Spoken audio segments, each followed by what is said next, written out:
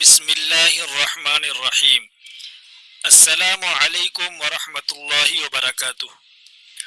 بصیرت میڈیا کے معزز ناظرین، میرے محترم بھائیوں، بزرگوں اور قابل احترام ماؤں اور بہنوں، ذرا ایک لمحے کے لیے اپنی آنکھیں بند کیجیے اور تصور کیجیے کہ آپ کی زندگی کا آخری دن آ چکا ہے۔ گھر والے آپ کے ارد گرد موجود ہیں، دنیا کی ساری مصروفیات ختم ہو چکی ہیں، مال و دولت، کاروبار، جائیداد، دوست، رشتہ دار سب پیچھے رہ گئے ہیں۔ پھر آپ کو قبر میں اتار دیا جاتا ہے، مٹی ڈال دی جاتی ہے، لوگ آہستہ آہستہ واپس جانے لگتے ہیں اور آپ تنہا رہ جاتے ہیں۔ ایسی تنہائی جس میں نہ کوئی دوست ہوگا، نہ کوئی عزیز، نہ کوئی مددگار۔ پھر اچانک دو فرشتے آپ کے سامنے آتے ہیں اور ایک ایسا سوال پوچھتے ہیں جس کا جواب آپ کی پوری زندگی کا فیصلہ کر دے گی۔ میرے عزیزو، کیا آپ نے کبھی سوچا کہ قبر میں سب سے پہلا سوال کیا ہوگا؟ کیا وہاں آپ سے آپ کے بینک بیلنس کے بارے میں پوچھا جائے گا؟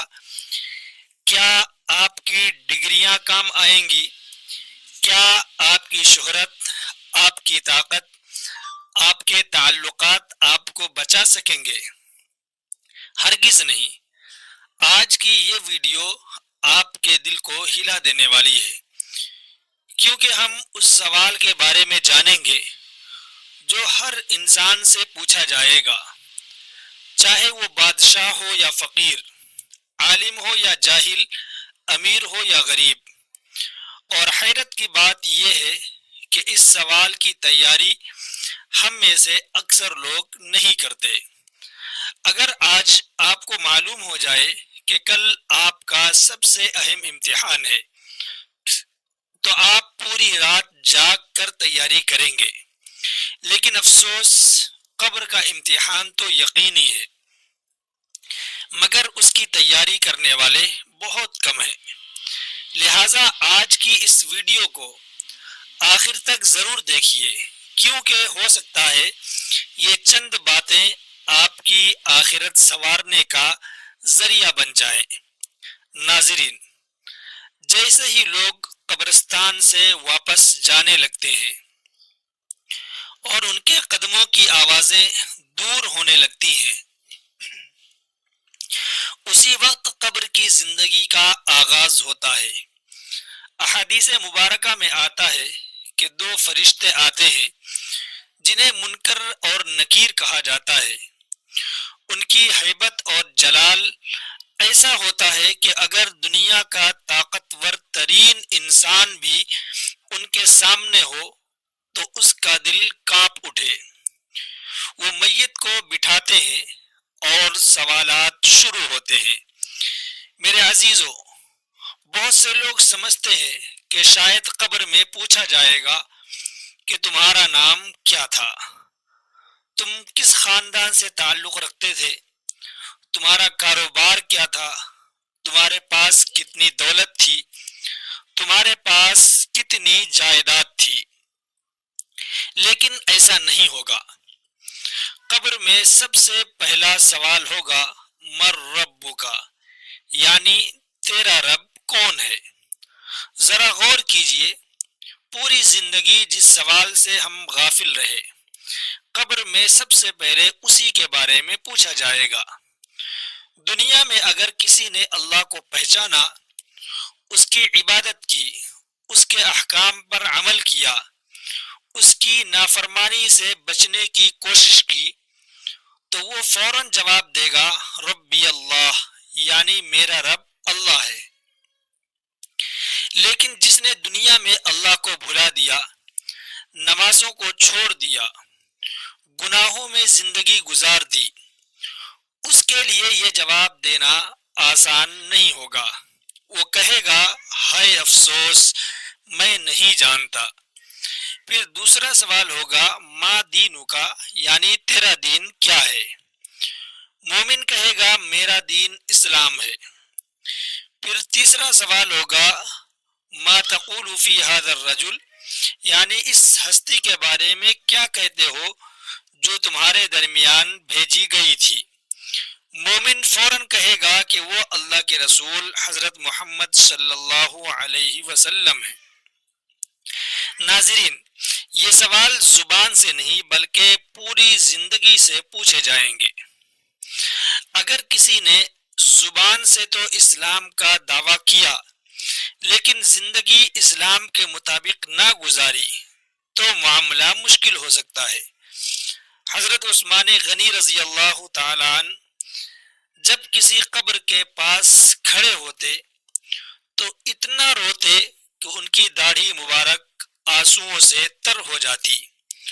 لوگوں نے پوچھا کہ جنت اور جہنم کا ذکر ہوتا ہے تو اتنا نہیں روتے، لیکن قبر کا ذکر آتا ہے تو اتنا کیوں روتے ہیں؟ آپ نے فرمایا کہ میں نے رسول اللہ صلی اللہ علیہ وسلم کو فرماتے ہوئے سنا کہ قبر آخرت کی پہلی منزل ہے، اگر یہاں کامیابی مل گئی تو آگے کے مراحل آسان ہو جائیں گے، اور اگر یہاں ناکامی ہوئی تو آگے کے مراحل اور زیادہ سخت ہوں گے۔ میرے بھائیوں، آج ہم دنیا کے امتحانوں کی تیاری کرتے ہیں، نوکری کے لیے تیاری کرتے ہیں، کاروبار کے لیے منصوبے بناتے ہیں، بچوں کی تعلیم کے لیے فکر کرتے ہیں، لیکن قبر کے امتحان کی تیاری کتنے لوگ کرتے ہیں؟ ذرا سوچئے، اگر آج رات ہمیں بتایا جائے کہ کل ہماری زندگی کا سب سے بڑا امتحان ہے تو کیا ہم آرام سے بیٹھ جائیں گے؟ ہرگز نہیں۔ لیکن موت کا وقت کسی کو معلوم نہیں۔ کتنے لوگ صبح گھر سے نکلے اور شام کو واپس نہ آ سکے؟ کتنے لوگ کل تک ہمارے ساتھ بیٹھے تھے اور آج قبر میں سو رہے ہیں؟ کتنے لوگ مستقبل کے منصوبے بنا رہے تھے مگر اچانک دنیا چھوڑ گئے؟ میرے عزیزو، قبر کی تیاری صرف لمبی لمبی باتوں سے نہیں ہوتی بلکہ نیک اعمال سے ہوتی ہے۔ نماز قبر کو روشن کرتی ہے، قرآن کی تلاوت قبر کو روشن کرتی ہے، والدین کی خدمت قبر کو روشن کرتی ہے، حلال رزق قبر کو روشن کرتا ہے، سچ بولنا، امانت داری، لوگوں کے حقوق ادا کرنا، یتیموں پر شفقت کرنا، صدقہ و خیرات کرنا، یہ سب اعمال قبر میں انسان کے مددگار بن جاتے ہیں۔ ایک روایت میں آتا ہے کہ جب نیک آدمی قبر میں داخل ہوتا ہے تو اس کے نیک اعمال ایک خوبصورت انسان کی شکل میں اس کے سامنے آتے ہیں۔ وہ پوچھتا ہے تم کون ہو؟ وہ جواب دیتا ہے کہ میں تمہارے نیک اعمال ہوں، آج میں تمہیں تنہا نہیں چھوڑوں گا۔ ذرا سوچئے، اگر آج ہمارے اعمال ہمارے سامنے آ جائیں تو کیا ہم خوش ہوں گے یا پریشان؟ کیا ہماری نمازیں ہماری مدد کریں گی؟ کیا ہمارا قرآن سے تعلق ہمارے کام آئے گا؟ کیا ہمارے والدین ہم سے خوش ہوں گے؟ کیا ہم نے لوگوں کے حقوق ادا کیے ہیں؟ یہ وہ سوالات ہیں جن پر آج غور کرنے کی ضرورت ہے۔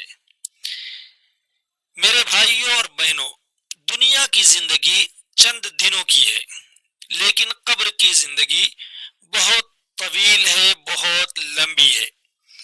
عقل مند وہ ہے جو آنے والی زندگی کے لیے تیاری کرے۔ آج بھی وقت ہے، آج بھی دروازہ کھلا ہے، آج بھی توبہ قبول ہوتی ہے، آج بھی اللہ تعالی اپنے بندوں کو معاف فرمانے کے لیے تیار ہے۔ اگر ہم نے اپنی نمازیں چھوڑ رکھی ہیں تو آج سے پابندی شروع کر دیں۔ اگر ہم گناہوں میں مبتلا ہیں تو آج ہی سچی توبہ کر لیں۔ اگر والدین ناراض ہیں تو انہیں راضی کر لیں۔